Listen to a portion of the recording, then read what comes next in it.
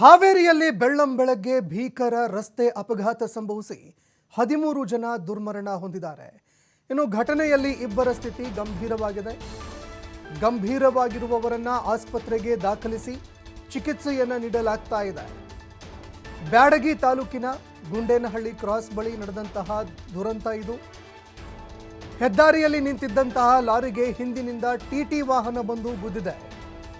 ಅತಿ ವೇಗವಾಗಿ ಬಂದಂತಹ ಟಿಟಿ ವಾಹನ ಹೆದ್ದಾರಿಯಲ್ಲಿ ನಿಂತಿದ್ದಂತಹ ಲಾರಿಗೆ ಹಿಂಬದಿಯಿಂದ ಗುದ್ದಿದೆ. ಇದರ ಪರಿಣಾಮ ವಾಹನದಲ್ಲಿ ಇದ್ದಂತಹ ಮಕ್ಕಳು, ಮಹಿಳೆಯರು ಸ್ಥಳದಲ್ಲೇ ದುರ್ಮರಣ ಹೊಂದಿದ್ದಾರೆ.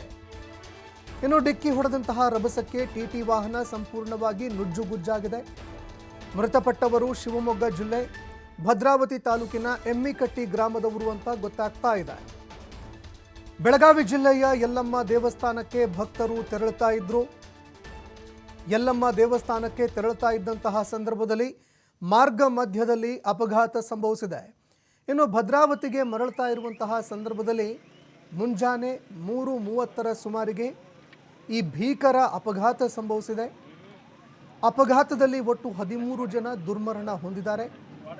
ಗಂಭೀರವಾಗಿ ಗಾಯಗೊಂಡಿದ್ದಂತಹ ಇಬ್ಬರನ್ನ ಆಸ್ಪತ್ರೆಗೆ ದಾಖಲಿಸಿ ಚಿಕಿತ್ಸೆಯನ್ನು ನೀಡಲಾಗ್ತಾ ಇದೆ. ಬೆಳಗಿನ ಜಾವ 3:30 ಸುಮಾರಿಗೆ ಈ ಒಂದು ಅಪಘಾತ ಸಂಭವಿಸಿದೆ ಅನ್ನುವಂಥದ್ದು ಗೊತ್ತಾಗ್ತಾ ಇದೆ. ಟಿಟಿ ವಾಹನ ರಭಸವಾಗಿ ಬರ್ತಾ ಇತ್ತು, ಬಹಳಷ್ಟು ವೇಗವಾಗಿ ಬರ್ತಾ ಇತ್ತು. ಇದೇ ಸಂದರ್ಭದಲ್ಲಿ ಹೆದ್ದಾರಿಯಲ್ಲಿ ನಿಂತಿದ್ದಂತಹ ಒಂದು ಟ್ರಕ್ಗೆ ಹಿಂಬದಿಯಿಂದ ಡಿಕ್ಕಿ ಹೊಡೆದಿದೆ. ಇನ್ನು ಭೀಕರ ಅಪಘಾತದಲ್ಲಿ ಸಂಪೂರ್ಣ ಟಿಟಿ ವಾಹನ ನೋಡ್ತಾ ಇದ್ದೀರಿ, ನುಜ್ಜುಗುಜ್ಜಾಗಿದೆ. ಮೃತಪಟ್ಟವರ ಮೃತದೇಹಗಳನ್ನು ಹೊರತೆಗೆಯೋದಕ್ಕೆ ಅಂತ ಸಿಬ್ಬಂದಿಗಳು ಹೊರಸಾಹಸವನ್ನ ಪಟ್ಟಿದ್ದಾರೆ. ಅಗ್ನಿಶಾಮಕ ದಳದ ಸಿಬ್ಬಂದಿಗಳು ಅದೇ ರೀತಿಯಾಗಿ ಪೊಲೀಸ್ ಅಧಿಕಾರಿಗಳು ಕೂಡ ಸ್ಥಳಕ್ಕೆ ದೌಡಾಯಿಸಿ ಬಂದರು. ಅಪಘಾತದಲ್ಲಿ ಮೃತಪಟ್ಟವರನ್ನ ವಾಹನದಿಂದ ಹೊರತೆಗೆದ್ರು. ಅದೇ ರೀತಿಯಾಗಿ ಈ ಅಪಘಾತದಲ್ಲಿ ಭೀಕರ ಗಾಯಗೊಂಡವರನ್ನ ಆಸ್ಪತ್ರೆಗೆ ದಾಖಲಿಸುವಂತಹ ಕೆಲಸವನ್ನ ಕೂಡ ಅಧಿಕಾರಿಗಳು ಮಾಡಿದ್ದಾರೆ.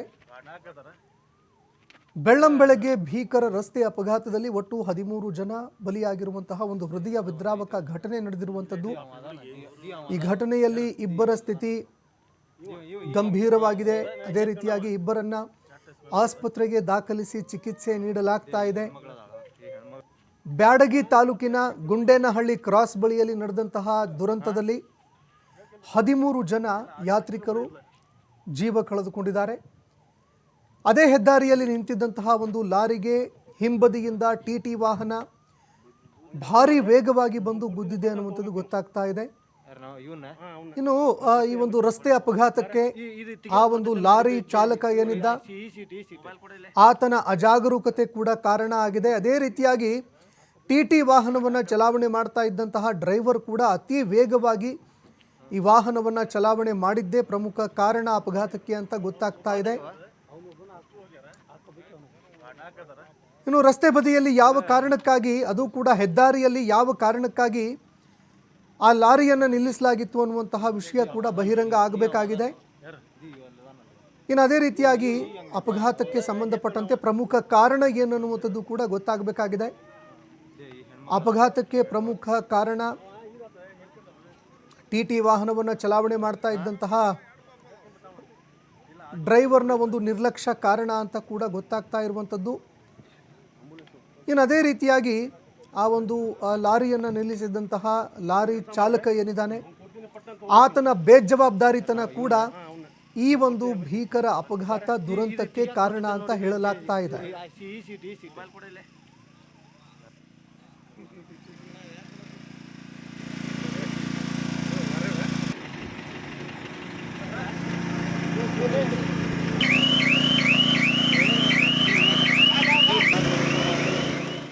ಇದಕ್ಕೆ 108ಕ್ಕೆ ಕಾಲ್ ಬಂತು ನಮಗೆ. ಇಮಿಡಿಯೇಟ್ಲಿ ನಾವು 2 ಆಂಬುಲೆನ್ಸ್ ಹಾವೇರಿಗೂ ಇಮಿಡಿಯೇಟ್ಲಿ ನಾವು ದೌಡಾಯಿಸಿದ್ವಿ. ಸೀನ್ ಗೊತ್ತಾಗ್ತಾ ಇರಲಿಲ್ಲ, ಅವ್ರು ಹೇಳ್ತಾ ಇರೋದು ಅಡ್ರೆಸ್ ಕರೆಕ್ಟಾಗಿ ಹೇಳ್ತಾ ಇರಲಿಲ್ಲ. ಮತ್ತೆ ಎಷ್ಕೊಂಡು ಬಂದ್ವಿ. ಆಮೇಲೆ ನೋಡಿದರೆ 1-2 ಆಗಿರ್ಬೇಕು ಅಂತ ಕಡೆಗೆ. ಇಲ್ಲಿ ನೋಡಿದರೆ ಒಂದು 13-14 ಜನ ಡೆತ್ ಆಗಿದ್ದಾರೆ. ಅದರಲ್ಲಿ ಒಳಗಡೆ ಸಿಕ್ಕಾಕೊಂಡಿದ್ರು 3 ಮಕ್ಕಳು ಮತ್ತು ಒಂದು ಅಜ್ಜಿ, ಒಂದು ಹುಡುಗಿ.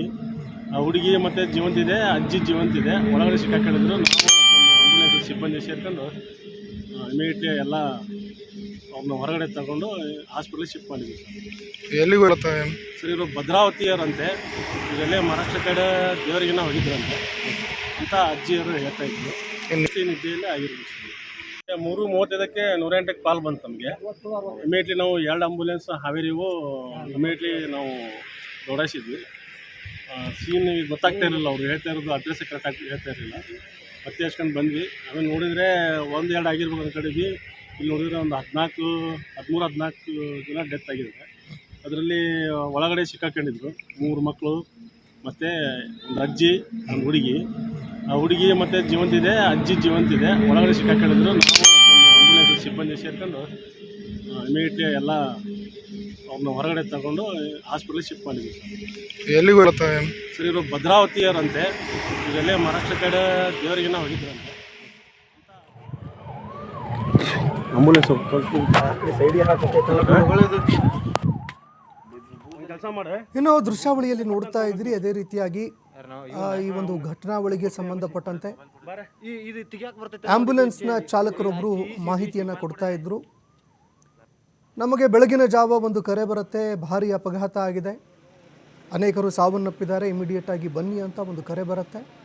2 ಆ್ಯಂಬುಲೆನ್ಸ್ಗಳನ್ನ ತೆಗೆದುಕೊಂಡು ನಾವು ಸ್ಥಳಕ್ಕೆ ದೌಡಾಯಿಸಿ ಬಂದ್ವಿ. ಆದರೆ ಘಟನೆಯಲ್ಲಿ 13 ಜನ ಸಾವನ್ನಪ್ಪಿದ್ರು.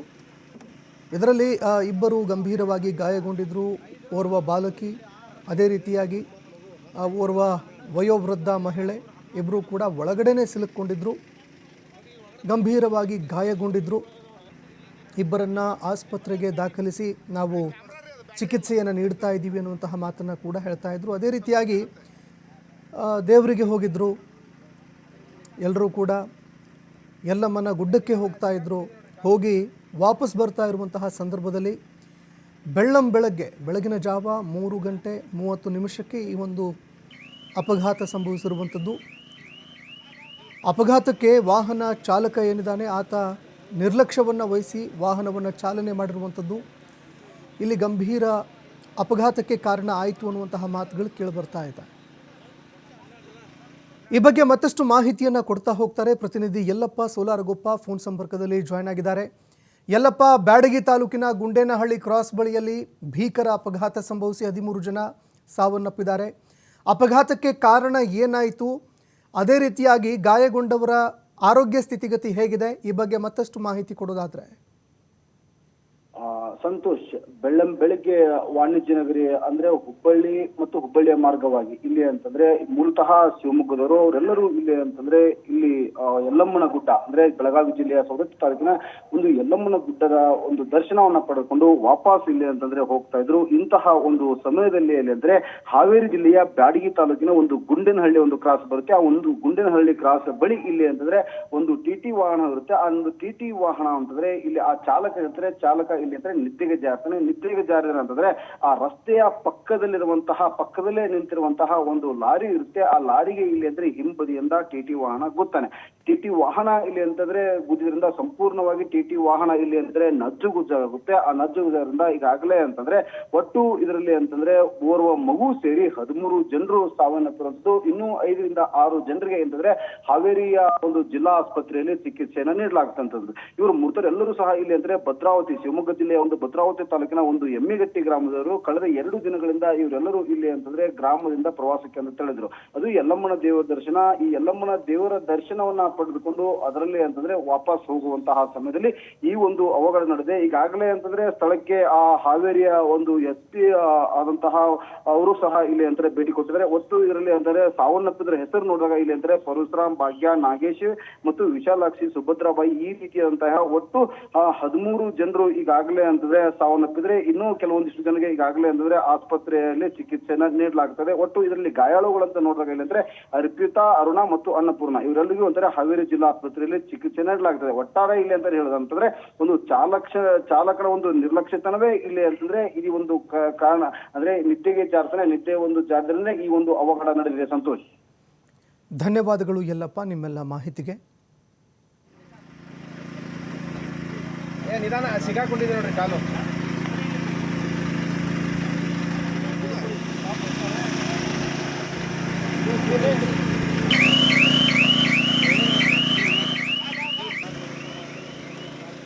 ಸರಿಯಾಗಿ ನಿದ್ದೆ ಮಾಡಿರಬೇಕು. ಒಂದು ವೇಳೆ ಏನಾದರೂ ನಿದ್ದೆ ಬರ್ತಾ ಇದ್ದರೆ ವಾಹನ ಚಾಲನೆ ಮಾಡೋದ್ರಿಂದ ಹಿಂದೆ ಸರಿಬೇಕು. ಇಲ್ಲದೇ ಇದ್ದರೆ ಈ ರೀತಿಯಾದಂತಹ ಅಪಘಾತಗಳು ಸಂಭವಿಸುತ್ತೆ. ಅಮಾಯಕರು ಪ್ರಾಣವನ್ನು ಕಳೆದುಕೊಳ್ತಾರೆ. ಇದಕ್ಕೆ ಪ್ರಮುಖ ಕಾರಣ ಆ ಟಿ ವಾಹನವನ್ನು ಚಲಾಯಿಸ್ತಾ ಇದ್ದಂತಹ ಚಾಲಕ ನಿದ್ರೆಗೆ ಜಾರಿದ್ದ ಅನ್ನುವಂಥದ್ದು. ಅಂದರೆ ಬೆಳಗಿನ ಜಾವದ ಹೊತ್ತಿನಲ್ಲಿ ಅತಿ ಹೆಚ್ಚಿನ ಅಪಘಾತಗಳು ಸಂಭವಿಸಿರುವಂತಹ ಸಾಧ್ಯತೆಗಳು ಹೆಚ್ಚಾಗಿ ಕಂಡುಬರುತ್ತೆ. ಅದೇ ಸಂದರ್ಭದಲ್ಲಿ ಜನರಿಗೆ ಅತಿ ಹೆಚ್ಚು ನಿದ್ದೆ ಬರುವಂಥದ್ದು, ನಿದ್ರೆಯ ಒಂದು ಮಂಪರಿಗೆ ಜಾರುವಂಥದ್ದು, ನಿದ್ರೆಯ ಮಂಪರಿಗೆ ಜಾರಿದ್ದೇ ಈ ಒಂದು ಅಪಘಾತಕ್ಕೆ ಕಾರಣ ಅಂತ ಹೇಳಲಾಗ್ತಾ ಇದೆ. ಇನ್ನು ಅದೇ ರೀತಿಯಾಗಿ ಇನ್ನುಳಿದ 5 ಜನರಿಗೆ ಆಸ್ಪತ್ರೆಯಲ್ಲಿ ಚಿಕಿತ್ಸೆ ಕೂಡ ನೀಡಲಾಗ್ತಾ ಇದೆ. ಇಬ್ಬರ ಸ್ಥಿತಿ ಗಂಭೀರವಾಗಿದೆ ಅನ್ನುವಂತಹ ಮಾಹಿತಿಗಳು ಕೂಡ ಲಭ್ಯವಾಗ್ತಾ ಇದೆ.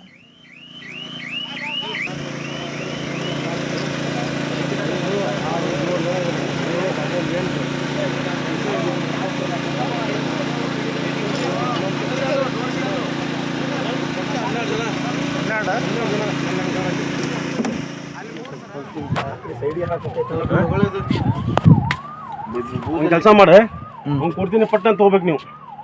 ಯಾರು ನಾವು ಇವನ್ನ? ಹಾಂ ಅವ್ನ ನಾ ಕೊಡ್ತೀನಿ ಬಸಿ ಬಾರ. ಇದು ತೆಗಿಯಾಕೆ ಬರ್ತೈತೆ ನೋಡಿ. ಇದು ಈ ಸೀಟ್ ಮೊಬೈಲ್ ಕೊಡಿಲ್ಲ.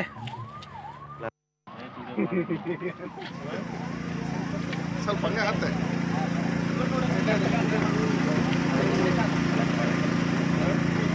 ನಿಧಾನ ಸಿಗಾಕೊಂಡಿದ್ದಾರೆ. ಹಂಗೆ